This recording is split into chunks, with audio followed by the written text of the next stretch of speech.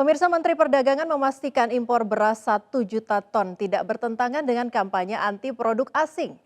Hal tersebut merupakan strategi pemerintah untuk menstabilkan harga, dijamin tidak merusak harga gabah dari petani. Menteri Perdagangan Muhammad Lutfi memastikan rencana impor beras yang dilakukan oleh pemerintah merupakan strategi pemerintah untuk menjaga iron stok beras nasional agar tidak terjadi kelangkaan dan juga harga di pasaran tetap stabil. Menurutnya langkah ini tidak bertentangan dengan kampanye anti produk asing atau impor yang disebut Presiden Jokowi. Impor yang dilakukan tidak selalu angkanya sesuai dengan pengajuan, bergantung perhitungan dan koefisien perhitungan kebutuhan beras pada saat tertentu. Ia mencontohkan pada tahun 2018, pemerintah mengajukan impor untuk iron stock beras sebesar 500.000 ton yang diajukan untuk dilakukan oleh Bulog.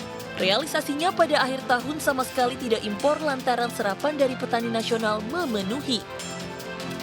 Ini adalah mekanisme pemerintah. Bukan berarti kita menyetujui satu jumlah untuk impor serta merta itu serta merta mesti impor segitu. Tidak, gitu kan ya. Tetapi pada saat yang bersamaan, meskipun impornya ternyata contohnya X juta gitu kan ya.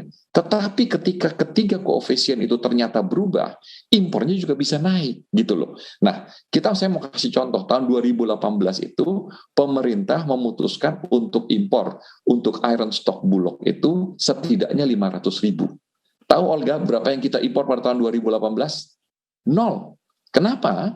Karena ternyata penyerapan daripada petani itu tinggi dan tidak mengharuskan Bulog untuk impor. Sikisnya di situ.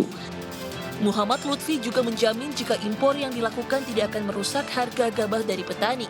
Juga Kementerian Perdagangan memastikan produksi beras tahun ini akan naik dan diserap seluruhnya oleh pemerintah. Dari Jakarta, Muhammad Olga, iNews melaporkan.